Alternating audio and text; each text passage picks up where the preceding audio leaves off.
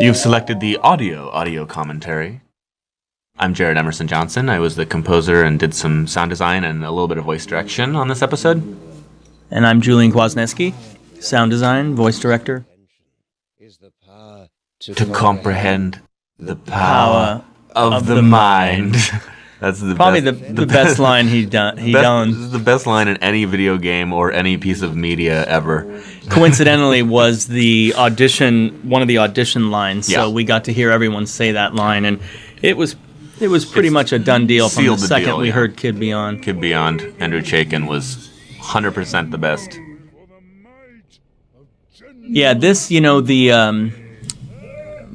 we covered this in the episode 5 commentary a little bit, but this was a season where we really got to have a lot of fun. The technology of the game had come a long way, and when we saw the designs, we knew there'd be a ship and there'd be a giant Max crushing the city and all these really cool and uniquely different locations. A lot of great camera work, set design, and so have you. But they all called for some pretty fun sound design. Yeah, this whole season was the first time that we had at our disposal a number of really helpful audio tools, tech tools in the Telltale engine.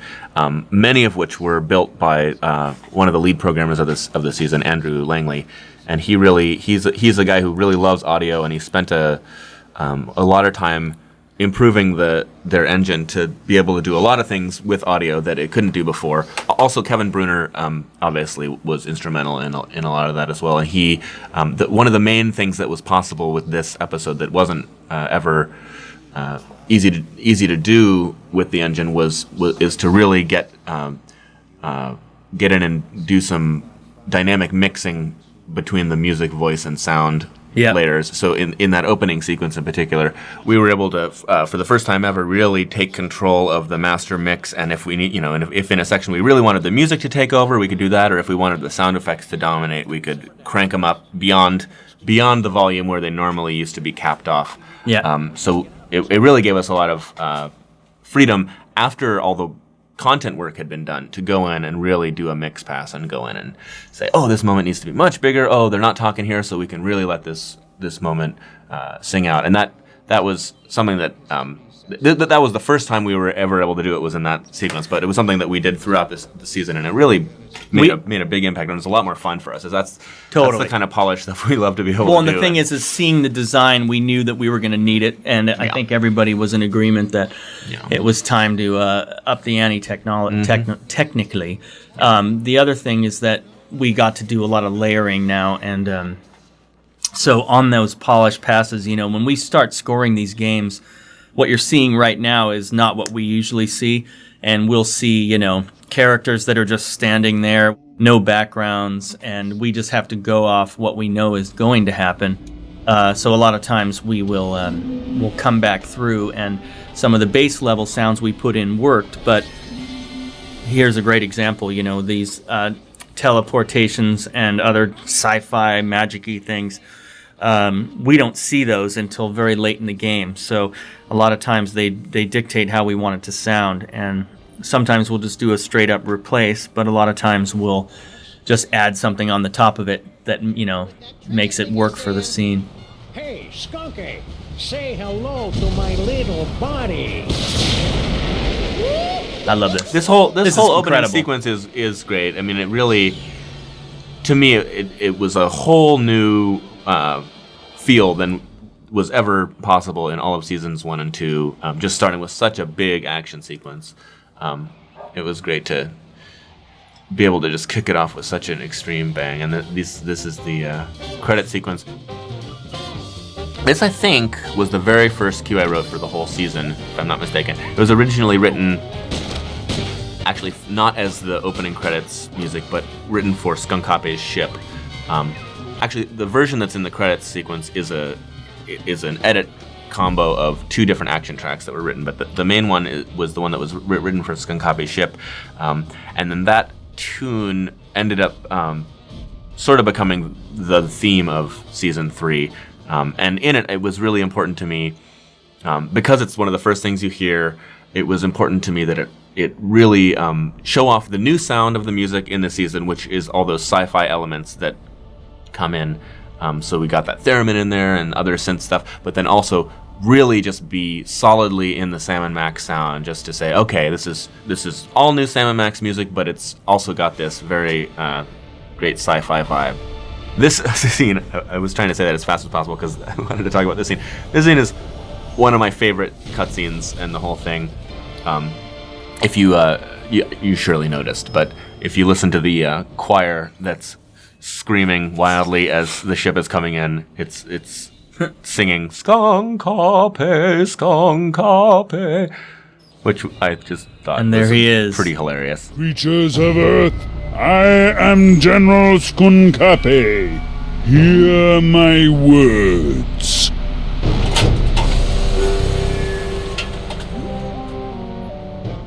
Skunkape is again one of the best characters in the whole season, voiced by the one and only Roger L. Jackson. He's such a funny combination of a truly foreboding villain and also just such a goofy, silly character. Spaceship, Max. My friends, you seem a bit confused. But there's no cause for alarm. We've merely let the story get ahead of itself. Let's take a brief journey back to properly set the scene. Our story begins 25 minutes ago, on a street very much like this one.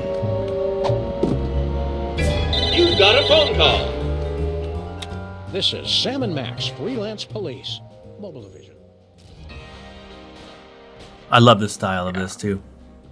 So when people always love to hear about misunderstandings. When I first got this cutscene to score, and I had the little title card of Sam and then there's one for Max right here. No one had ever told me that there were actually going to be title cards for all of the main characters over the course of the entire season. So I just thought, oh, okay, so they're doing a little thing here with title cards, sort of like a Tarantino sort of thing. Cool. So I scored it in the context of the cutscene, not realizing that it was going to be something that was going to be coming back and was going to need to be, there would need to be versions of that title card hit for every single character in the whole game. So I kind of did go back and revisit that and change it up a little bit from how it was originally done, because it was sort of written as a one-time thing, not thinking that it would have to be repeated. So it was really fun to bring that sci-fi element into the music this time. It felt like it was a good time to shake it up a little bit and do something new. And the sci-fi thing just fits so well with the whole sort of retro 70s kind of B-movie feel that they were going for. 70s and 80s B-movie feel that they were putting into the whole season. This music is obviously an homage, along with the rest of the whole scene, an homage to the Haunted Mansion at Disneyland. And then once you go downstairs, you get the more synthed out sci-fi version of it that is a little less similar. So yeah, this title card, this cutscene hadn't been delivered to me at the same time, and it was a surprise when I realized, oh no, every character is getting those title cards. So I had to go back and fix everything up. Harry Molman, voiced by Tim Talbot, who's another great actor. Most of the actors that we have working on this project are people that we work with quite a lot, and who we've done countless games with over the years. And we have a sort of our stable of solid standbys that always seem to get cast, no matter how many auditions we take from other people. They also, they're diverse actors and actresses. They do a lot of commercial things. They love doing character-based things, and they really enjoyed this project in specific, just because they these characters have been developed over a pretty long time now, and they've really grown with them in a way where, their voice really lends so much to their personality and the tones and the inflections they use. Yep. And the writing is so good. Yeah. And and the story is so silly and the humor is so funny that I think it's, I would venture to say, more fun for many of the actors than their usual fare that they're doing day after day. At least that's what they tell us. Yeah, and then we make them record 140 lines in an hour. Yeah, exactly. You'd be surprised how fast we have to go. Yeah. But the thing is we talked about audio tech a little bit. There's also dialogue technology that has come a long way for us on these projects, and we have the ability to really track the context of the scenes. We can get feeding lines in most cases, inflection notes, and all of this, seems obvious to you sitting here watching this, but what you're looking at right now doesn't exist when we're doing the VO recordings, and in fact, it's far from existing. Yeah. And we really rely on just knowledge of the characters, knowledge of the scene that's trying to be created. And really, these conversations end up working really well. And but it's really just a testament to the fact that the data that we're getting is so valid now. And we know, even though they're not in the room at the same time, we know what they're going to say and how they're going to say it. And as the season gets recorded, as the episodes get recorded, we'll have someone in and we'll say, well, we just recorded Sybil, so we know exactly how she's going to say it. And so oftentimes we're reading along just as much as the people in the booth. Yeah.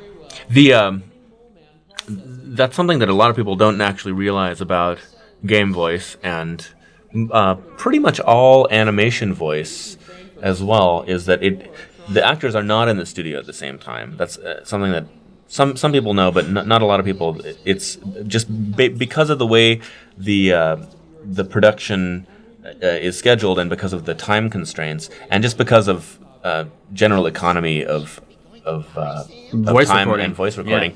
Yeah. Each actor is brought in separately. They read all their lines. They have the context, but they're most of them never meet the other actors. They know each other socially, but You're right. They never meet the other actors in the studio Unless they're scheduled back to back. Right, unless one of them is leaving and another one's coming. Well, and This the thing is too, awesome. the thing Sorry. about that too is that the myth is that, I mean, obviously it's great to have 2 or 3 actors in a room, and a lot of animations do it that way. But if you're feeding someone the line correctly, it doesn't necessarily have to be that person that's going to be feeding that line. And there are things like overlaps where someone cuts you off. But it's, again, when you play this game and there is someone that gets cut off, it's just so natural and flowing, and it's because we have knowledge in advance of all of these all of these events that are happening in the communication. Mm-hmm. But yeah, if you didn't know already, most film and video games, it's all separate. Disney films, Pixar films, they bring them all in one at a time. They never see each other, which is amazing, really, when you see it all put together, and it's so dynamic. And a lot of props for that really goes to the choring staff and the animation staff for creating these performances out of these characters who, they have the vocal performance, so they know the inflection, but they are the ones who really decide how the physical characters are interacting in this space, and it goes overlooked a lot of the time because when you see it all put together, it seems so natural, but every little interaction and every little facial expression is handcrafted by a huge team of people working unbelievable hours. Yeah. That's one thing that is interesting about this industry. So the penal you zone. live it. Oh, this is just I love the fantastic penal too. zone. This was a sort of a little bit of a 2001: A Space Odyssey kind of. So to speak. I don't like being in the penal zone, Sam. Who does? It's a horrible plane of non-existence forever trapped between reality and unreality. Yeah, that and also that beeping noise is really getting on my nerves. Turn around, Max.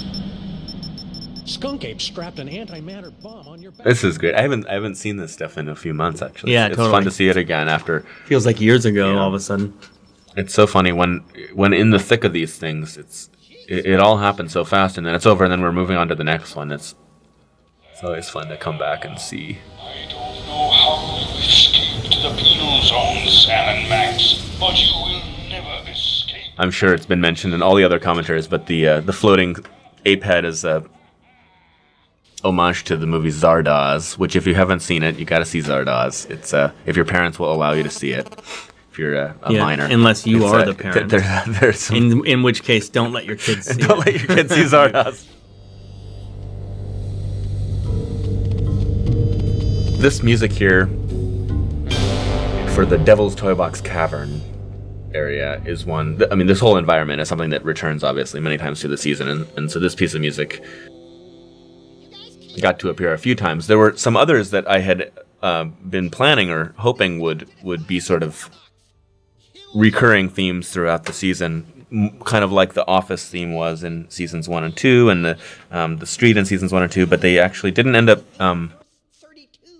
making it into the final cuts of the episodes as it went along.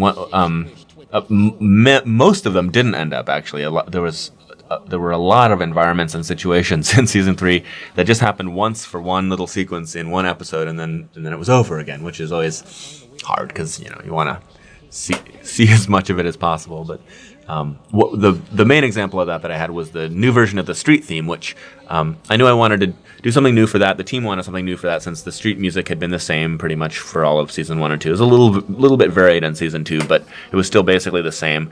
And I wanted to do something new with it and give it a little bit more of a upbeat vibe, because it was sort of a more gritty kind of thing in seasons 1 and 2. And so I took that street theme and did sort of a mambo, like a Latin, a little more upbeat, fun version of it, which appears in episode 1 only, this one, the penal zone, and never returns. It was going to be, we all figured, in pretty much every episode, because it's the street, and the street's in every episode, but for various story and design and budgetary reasons, with the all of the environments are budgeted out as far as how many can fit within the game realistically. The street managed to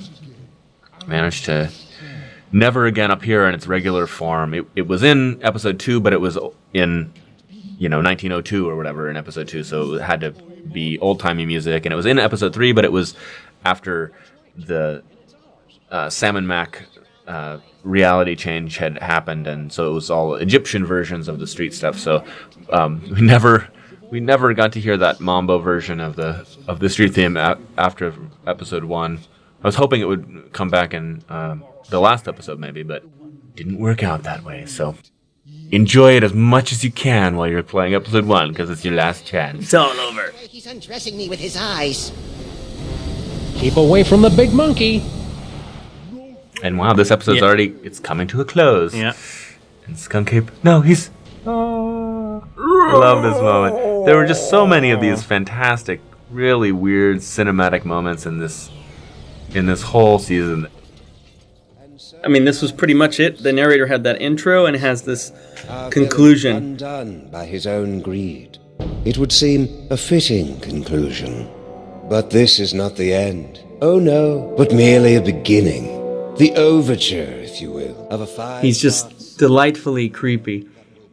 It's such a great way to frame the story too, because it's absolutely unexpected, and it's very suspicious, and it definitely gives it a sort of an old-timey classic serial feel, which is really, it's a great tonal landscape to overlay on the Sam and Max universe, I think. All right, and that pretty much wraps things up for this first episode of the season. If you haven't gotten enough and you want some more audio commentary, you can hear us on the commentary for the third episode, which is They Stole Max's Brain. And then we'll also be doing some commentary for the 5th one as well. So thanks for listening. This is Jared Emerson-Johnson signing off. Julian Kwasneski, and we hope to talk to you soon. Holy heaping helpings of Herodotus on bass with Marshall stacks and a wah-wah pedal. Is that?